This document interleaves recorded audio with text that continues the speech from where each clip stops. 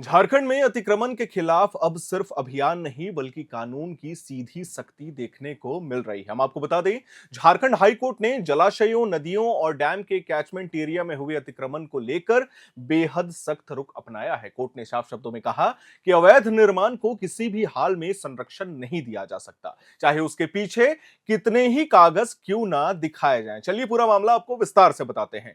High court स्वतः संज्ञान लेकर राज्य के जल स्रोतों पर हुए अतिक्रमण और उनकी साफ सफाई को लेकर सुनवाई लगातार कर रहा है।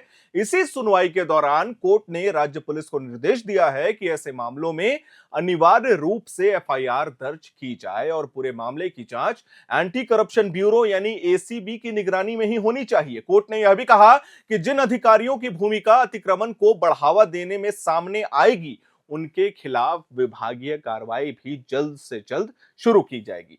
हाईकोर्ट ने सुप्रीम कोर्ट के कई अहम फैसलों का हवाला देते हुए कहा कि यदि किसी निर्माण का मूल आधार ही अवैध है तो उस पर खड़ा पूरा ढांचा अपने आप गिर जाता है। अवैध दस्तावेजों के आधार पर बने निर्माण को संरक्षण देना कानून के खिलाफ आता है। कोर्ट ने स्पष्ट कर दिया कि रजिस्ट्री, म्यूटेशन, रेंट रसीद या स्वीकृत नक्शा अगर सरकारी अधिगृहित भूमि पर जारी किया गया तो वो खुद एक गंभीर अनियमितता होगा। कोर्ट ने यह भी निर्देश दिया है कि अतिक्रमण हटाने की कार्रवाई पर जो भी खर्च आएगा उसकी वसूली सीधे अतिक्रमणकारियों से ही की जाएगी। इसके अलावा हम आपको बता दें, कोर्ट ने राज्य सरकार और संबंधित नगर निगम को स्टेटस रिपोर्ट दाखिल करने का आदेश भी दिया है। साथ ही साथ यह साफ कर दिया है कि इस मामले से जुड़ी याचिकाएं किसी अन्य अदालत में स्वीकार नहीं की जाएगी, क्योंकि आप देख रहे हैं अतिक्रमण हटाओ अभियान अभी झारखंड में लगातार चल रहा है।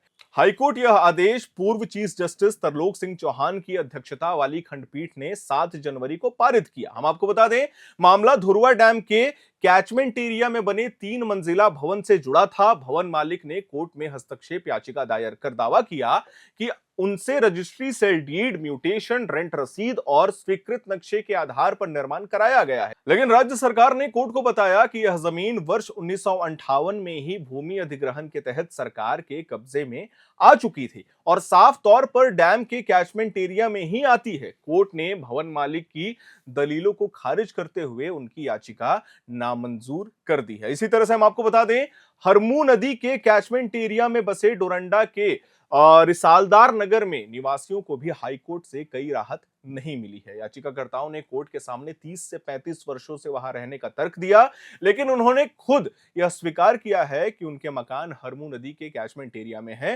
कोर्ट ने 2 टूक कहा है कि लंबे समय से कब्जा होना किसी भी तरह की अवैध निर्माण को वैध नहीं बना सकता है। ठीक इसी तरीके से इस पूरे मामले में कोर्ट ने यह भी स्पष्ट किया है कि सरकारी अधिगृहित जमीन पर रजिस्ट्री, म्यूटेशन या भवन नक्शा स्वीकृत करने वाले अधिकारियों ने गंभीर लापरवाही और अनियमितता की है। हम आपको बता दें, राज्य सरकार के अधिवक्ता ने कोर्ट को बताया कि रिम्स की अधिगृहित जमीन से जुड़े मामले में कोर्ट के आदेश के बाद एसीबी पहले ही एफआईआर दर्ज कर चुकी है। इसी तर्ज पर जल स्रोतों से जुड़े इस मामले में भी कोर्ट ने राज्य पुलिस को एफआईआर दर्ज करने और जांच एसीबी को सौंपने का भी निर्देश दिया है। खैर, गौर करने वाली बात यह है कि हाल के दिनों में रांची में अतिक्रमण हटाओ अभियान लगातार सुर्खियों में है। आपने लगातार देखा होगा, न्यूज भी चल रही हैं, चाहे वह रिम्स का डीआईजी ग्राउंड मामला हो या फिर रांची के पहाड़ी मंदिर क्षेत्र में आगामी दिनों में होने वाला अतिक्रमण विरोधी अभियान।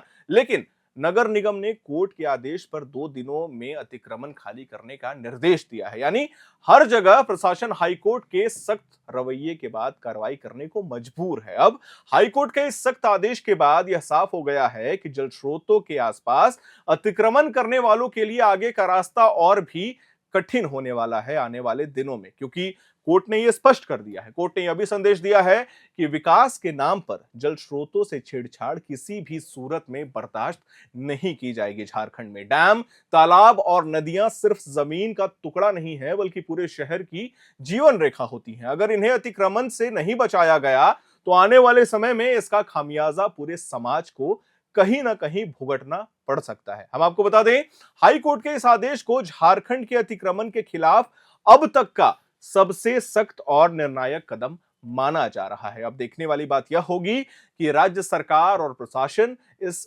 आदेश को जमीन पर कितनी गंभीरता से आने वाले समय में लागू कर दिया। हालांकि एक दिलचस्प पहलू यह भी इस मामले में जुड़ा है कि जस्टिस तरलोक सिंह चौहान मुख्य न्यायाधीश के पद से सेवानिवृत्त हो चुके हैं और बॉम्बे हाई कोर्ट के justice MS Shaunak Jharkhand high court के नए चीफ जस्टिस के पद पर भी शपथ ले चुके हैं। ऐसे में इन मामलों की सुनवाई आने वाले दिनों में उनकी ही पीठ में होने वाली है। खैर, इस मामले को लेकर आने वाले समय में क्या कुछ अपडेट्स आता है, हम अपने चैनल के माध्यम से अपने दर्शकों को देते जाएंगे।